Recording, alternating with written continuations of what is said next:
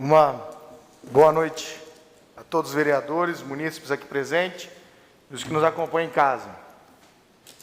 Foi falado hoje da impossibilidade de utilizar a outorga onerosa sob risco de perda de mandato do prefeito e de todos os vereadores que aprovaram a lei. Fomos 9. Eu coloco o meu cargo à disposição. Está o meu cargo à disposição.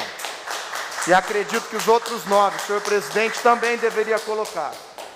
Porque se está na reta os nossos cargos e o do prefeito, que nós 11, os 10 vereadores, o prefeito e o vice-prefeito, assumamos o risco de gastar esse recurso para salvar vidas na nossa cidade.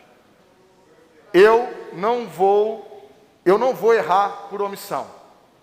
A incompetência da gestão passada, Márcio, que você falou muito bem, que isso foi muito pior do que está acontecendo hoje. Porque o recurso que tinha, que veio para cá, nós poderíamos ter reformado o BS, poderíamos ter criado novos BS na cidade. Cara.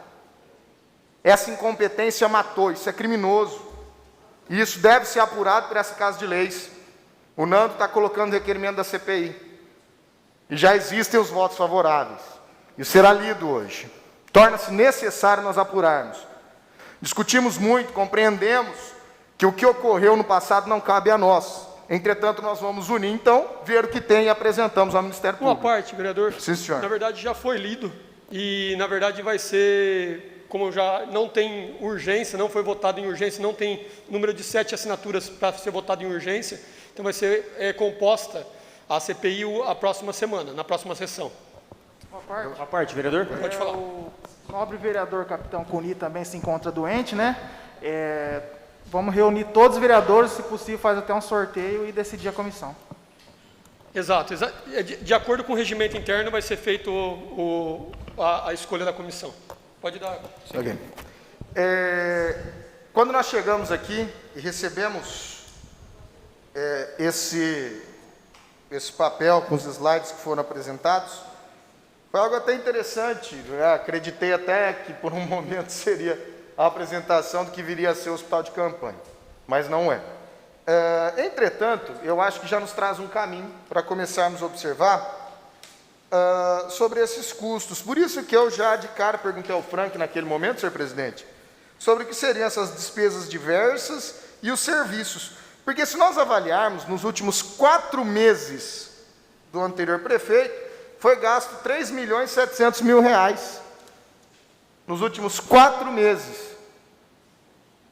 Né? Então, no mínimo, foi um gasto emergencial que nós não observamos que isso tem continuado para a nossa população. Então, isso deve ser apurado. Mas também me traz outro questionamento. Porque a gestão atual, ao chegar, também não apurou isso. Porque isso, na realidade, é função da gestão atual. Porque eu observo esse problema aqui. Eu não acho isso correto e acho que qualquer um de vocês também não vai achar correto. Então, a gestão poderia ter observado essa situação. Mas, de qualquer forma, nós estamos aqui para corrigir essa situação.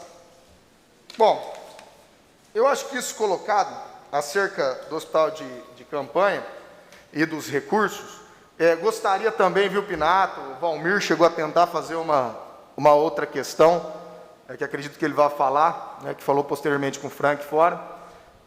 Nós precisamos perguntar muito mais coisas. Tem muita coisa que precisa ser averiguada aqui dentro dessa casa. E estou inteira à disposição. Bom, eu gostaria de falar sobre a vacinação. Eu sou professor, fui vacinado nessa sexta-feira e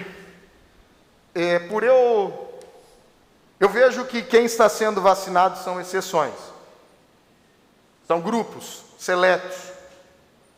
E eu, obviamente, fiquei feliz por ter me vacinado, mas, ao mesmo tempo, me traz uma sensação amarga de ver munícipes sem vacina, munícipes adoecendo, e eu gostaria que a minha exceção, na realidade, fosse a regra da nossa população. Obviamente, isso não depende inteiramente do nosso município, mas observamos que o Estado de São Paulo, por meio do nosso governador, nós vamos vacinar a população até setembro.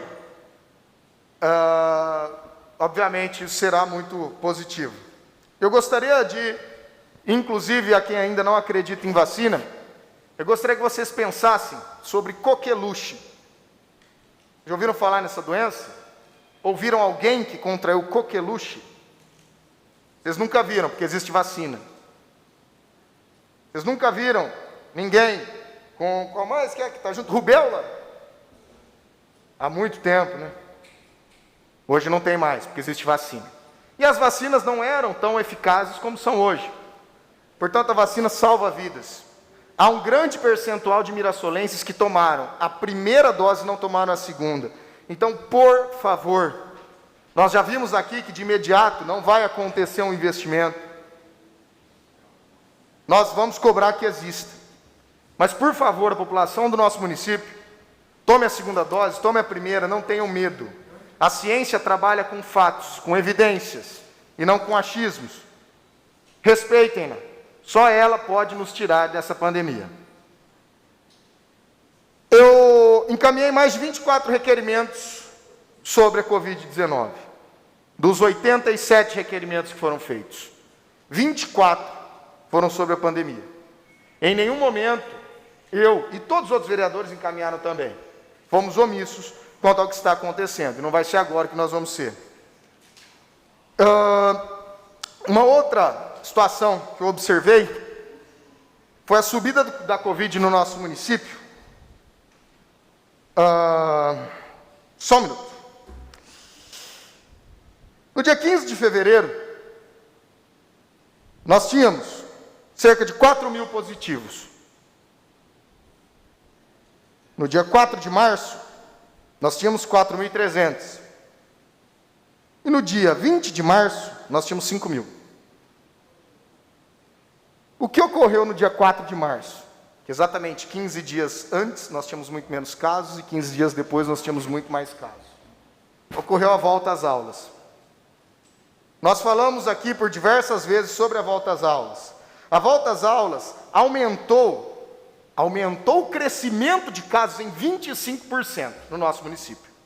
A outra questão que eu gostaria de fazer para o Frank, que acabou mudando enquanto ele estava respondendo, era que as escolas particulares, quando qualquer servidor, ele tem suspeita de Covid, ele tem 14 dias fora. Porque pode existir o falso negativo. Independente do exame ter dado negativo ou não. Os servidores de educação no nosso município, no terceiro dia fazem o exame, se deu negativo eles já voltam. Nós observamos professoras, merendeiras, faxineiras, todo o pessoal da educação, nos mandando mensagem, denunciando o que tem acontecido na educação do nosso município.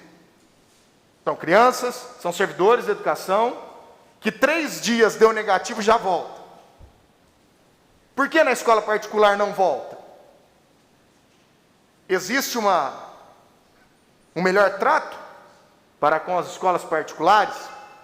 Nós não vamos colocar em risco quem tem condições de pagar uma escola, mas quem não tem, e os pais têm que trabalhar e colocar a criança na escola, eles podem correr risco.